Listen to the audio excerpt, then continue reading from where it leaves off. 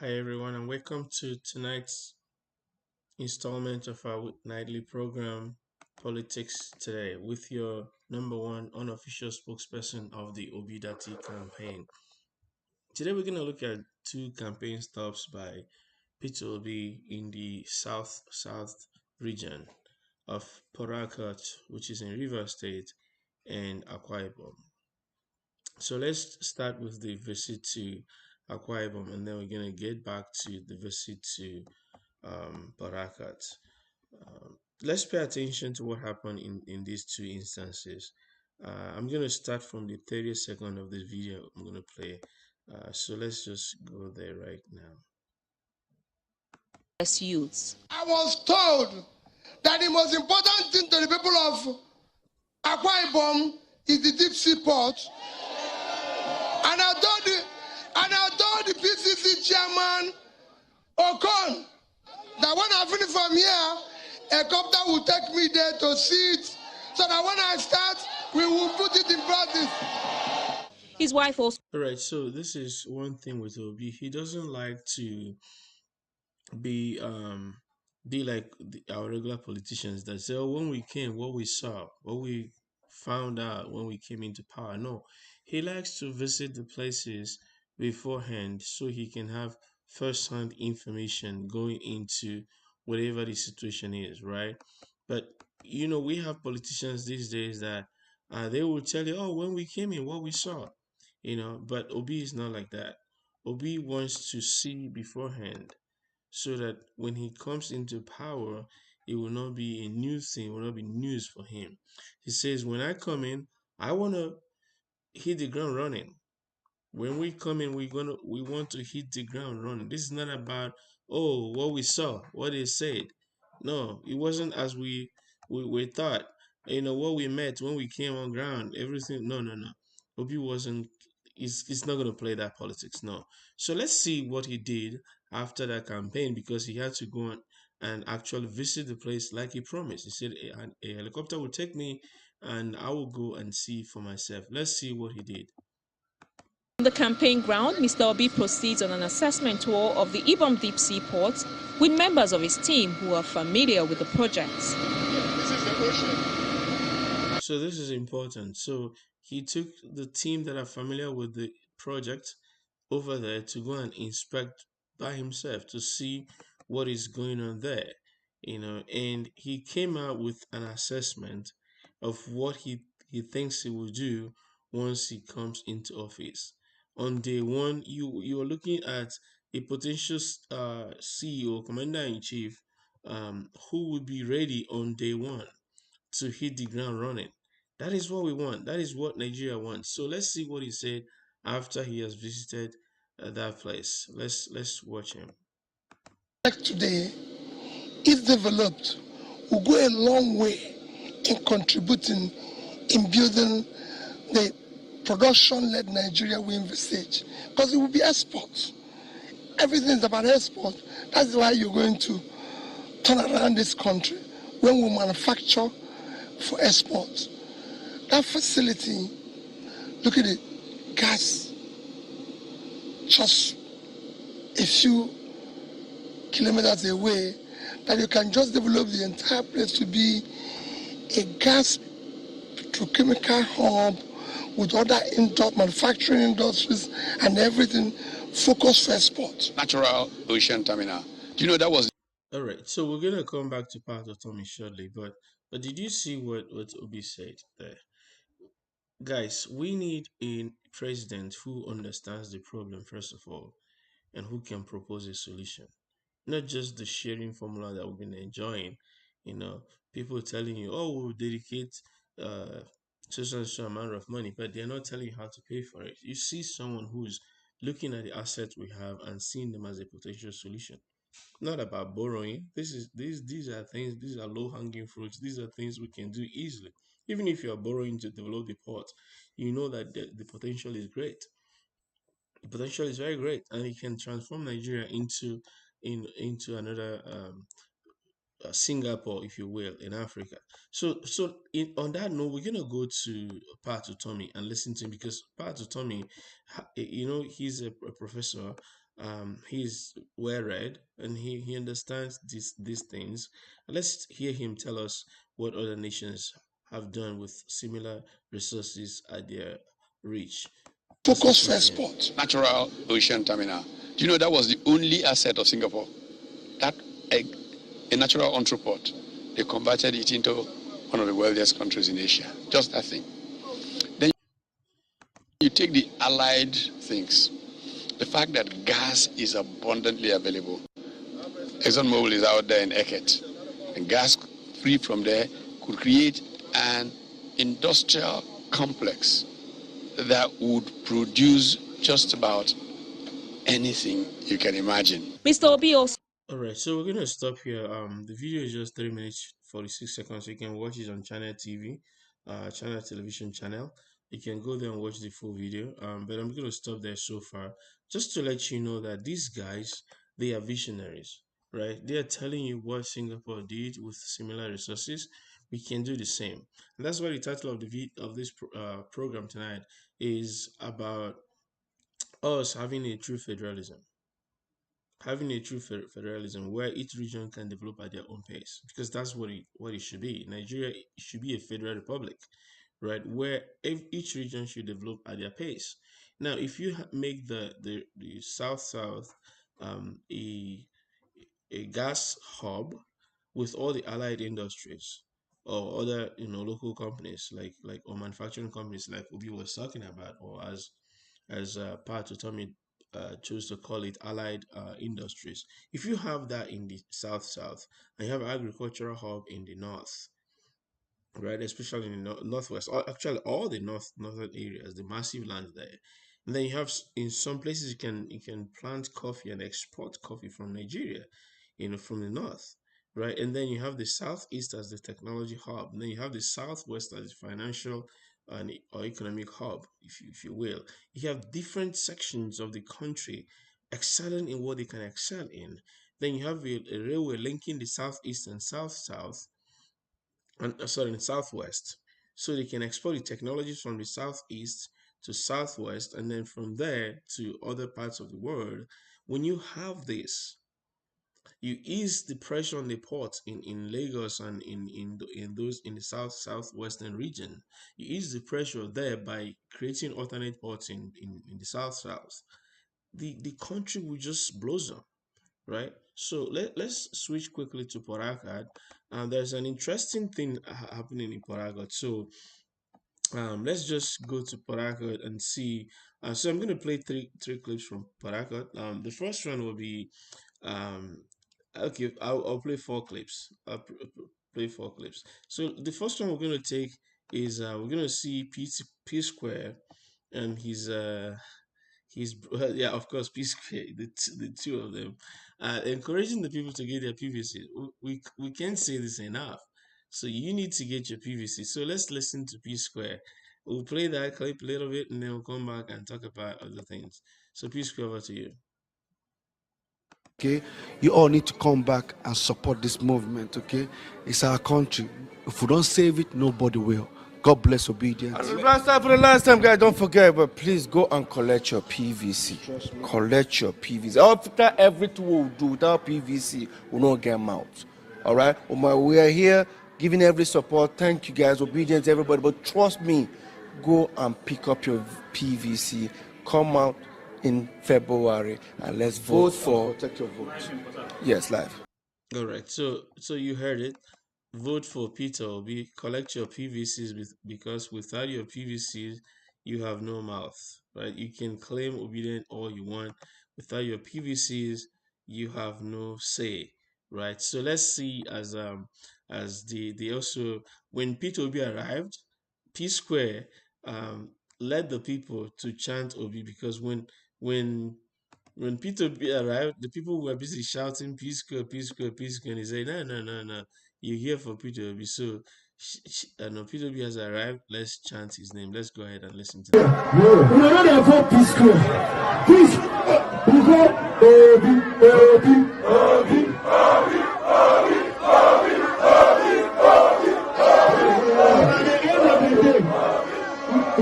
So see the mammoth crowd there that came out to welcome P2B in Parakat, right? This is this is huge. This is huge. So the next clip we're going to play is P2B addressing the crowd. Now, this video is on Net Media. You can go there and watch the full video. It's 9 minutes and 19 seconds. You can go there and watch the full video. But let's listen to P2B addressing the crowd. So when he arrived, he had to speak to the crowd. So let's listen to him. I was in the University of Nigeria, Lagos Business School. Go there, London School of Economics, Oxford University, Cambridge University, Harvard, Olympia, Harcourt.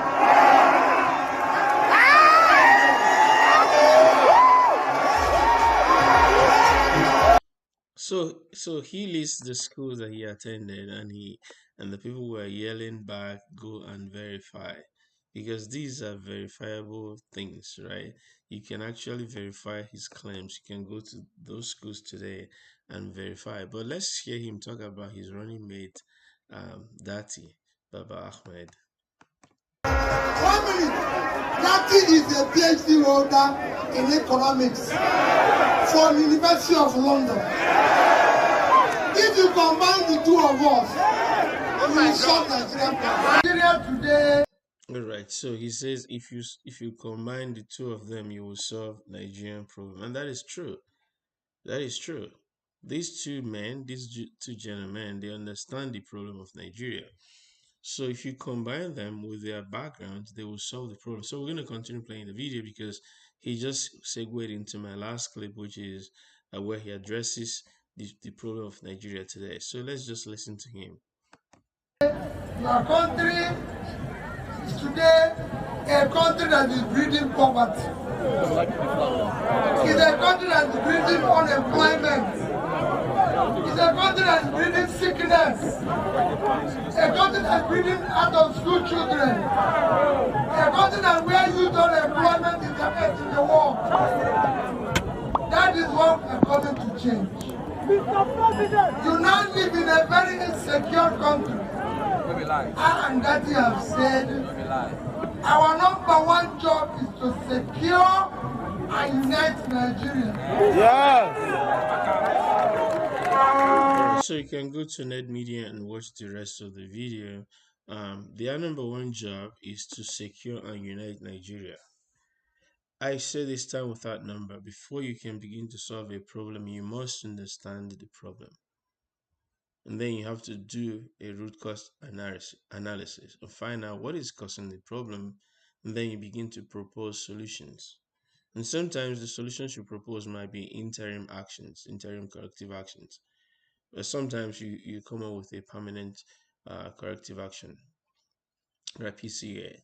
So what the situation Nigeria is in now requires a surgical operation. We need someone who understands the problem, who knows what to do, and we have to start immediately, right? Sometimes when you have some big problems, you start with a band-aid solution, just an interim solution to get us going.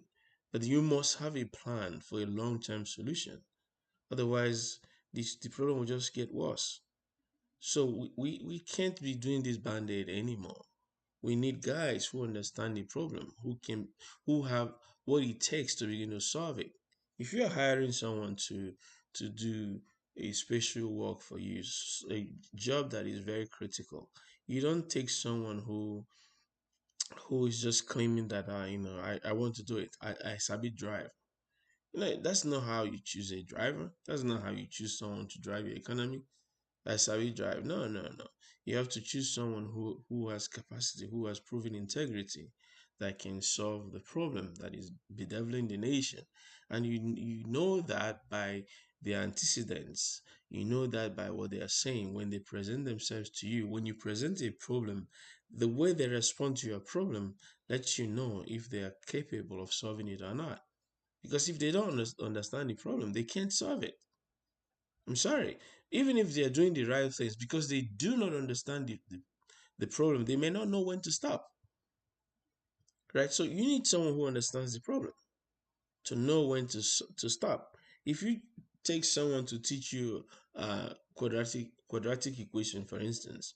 They need to know when they get the answer to stop. Right? When you're using the almighty formula, sometimes you get an answer, two answers actually. You must get two answers. Sometimes one is negative, sometimes the other one, you know, both of maybe one is positive and one is negative, right? So, but if the guy doesn't understand that, doesn't know that, he might not know that it's time to stop. You have solved the problem. If you're just doing try and error, you may not know when you have solved the problem.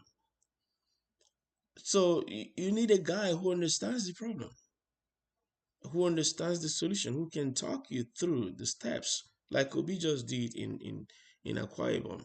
He went and inspected the place and saw the place and said, "This is what we're gonna do. When we start on day one, we'll hit the ground running." There's nothing like what I saw, what I thought. No, you've seen it. You took the experts there, and they talk you through and say, "This is what this means. This is what that means." And right there, you have an idea what to do. And then, of course, the ideas will be developed, but you have an idea what to do. You know what to do on day one, because that's what a CEO is supposed to do, especially in our own case, a commander in chief, CIC, must know on day one what to do. You must have an idea, right? You can't just sit there and things are just getting stolen from under your feet and you don't even know, you have no clue. No, we can't deal with people who have no clue anymore. This is not going to work. We can't let out the worst of us decide how the nation goes. We need the right people, right? And this is a call to other people who are not in politics, but who think that they have an idea how things can go better. They say that next to God's power is political power. We need people who understand the situation of the country to be in politics, to make laws, to make regulations that will steer the nation right. We need all of you. We're calling all you guys to come into politics. Even those in the religious circles. We need the people, right? Nigeria is very religious, and you will think that religious people will be calling the shots, but unfortunately, it is the few politicians calling the shots. But it's the time is over. We have to put our best feet forward. Someone was saying something, and I have to agree with him. There's no nation on earth they have as many religious groups as in Nigeria. Many churches have thousands or tens of thousands of branches or parishes. Redeemed Church, Catholic Church, Assemblies of God, Living Faith, uh, Christ Embassy, Anglican, uh, Power of Resurrection, Trem, what you name them, charismatic renewal, you name mountain of fire, just go ahead, keep going on and on. There's so many of them, and they're not few. Like the members are not few. I'm not just mentioning like names of churches. I'm telling you people that have many branches all over the nation. Maybe a few of them not so much, but many of the ones I mentioned have thousands of branches, like Redeemed, like Catholic Church, like Christ Embassy, like Living Faith or Winners, Dominion City, like you go on, Mountain of Fire, Miracles. Why? And then of course add the Muslims or their mosque all over the place. Why isn't the religious people calling the shots? Why is it only a few politicians calling the shots? So we have to wake up now. We have to wake up. And even if you don't want to be in politics, they should be pandering to the religious groups, or especially the churches. They should be pandering to us and asking us, what do you want us to do? Where do you want us to put our feet? Because we need to get it right. The poverty in the nation is too much. The hunger is just out of this world. Look at how much people are paying just to go from the west to the east. That's just too much. So we need to get it right in 2023. And to start that journey, let's start with Peter Obi. We'll get Peter Obi in and then we'll hold him accountable. If he does well, we reward him with a second term. If he doesn't do well, we vote him out next time until we get it right. And once they know that, hey, we are serious, they will take, they will take us seriously. And they know, because they know that if they don't do well, we don't reward them with a second tenor. We vote them out. Thankfully, there's this thing they call rigging vaccine, vote rigging vaccine, right? So let's make sure that it holds. And then the power returns to the people because that's where it belongs. All right, my people. Remember to subscribe if you haven't done so. For those that have subscribed, I want to thank you. You know, we just started this to contribute our piece, and we see that people are subscribing. So thank you so much for subscribing. Please comment, share, like, and if you want us to comment on anything or discuss anything, put it in the comment section. You know, and we'll do our best to get to it. Okay, so in just 24 hours it will be Christmas, so there won't be a broadcast on Christmas Day, but there will be another one on the 26th. So Merry Christmas, enjoy your Christmas, enjoy with your family, and I pray that you're safe. I pray that you're safe. If you're from Ihamufo, I feel bad for what they have done to the people of Ihamufo and other states. You know, I feel really bad, but let's get it right this time around in 2023, and we make sure that this doesn't happen again. Affliction shall not arise again 2 times. Again, it's been your number one, yours truly, number one unofficial spokesperson of the Obi Dati campaign. Please share this video, right? Thank you, and get your PVC and make sure that you vote. Get your PVC and vote. I'm talking about the federal level. If you have friends in the state level or subnational level and they have character you can trust, then you can vote for them. Doesn't matter the party. This thing is not about party. P2B is in Labour Party because it's a vehicle. In Nigeria, you cannot run as independent yet. So he needs a vehicle to run. So that's why he's in Labour Party. You might have other people in other parties that have integrity, that have proven track record that we can trust. If you have that in subnational, vote for them. Right? Doesn't matter the party, APC, PDP, Labour Party, SDP, AAC, and so on and so forth. If you have people who have proven integrity and character in any of the parties, please vote for them. Like I've said, I am not a card carrying member of any political party. I look at the individuals, and if they have the characters that I can trust, if they have the capacity to deliver, then I try them. I give them the chance. And that's the chance we're giving to P2B, and you might have other people on sub-national positions that you want to vote for. Please go ahead and vote for them. It doesn't matter the party, but let's get the federal right, because once things are right in the federal, then it will trickle down, right? Let's do it. Let's get it right. All right, thank you so much. I'll be signing out right now. Merry Christmas again to you, and I wish you a very, very happy and prosperous 2023. We're gonna get Nigeria right in 2023. 2023 is gonna be the new beginning for Nigeria. So get your PVC when you vote. Make sure your finger is within the square by Labour Party, Mama, Papa, and Pikin. All right, thank you, and I must say bye bye.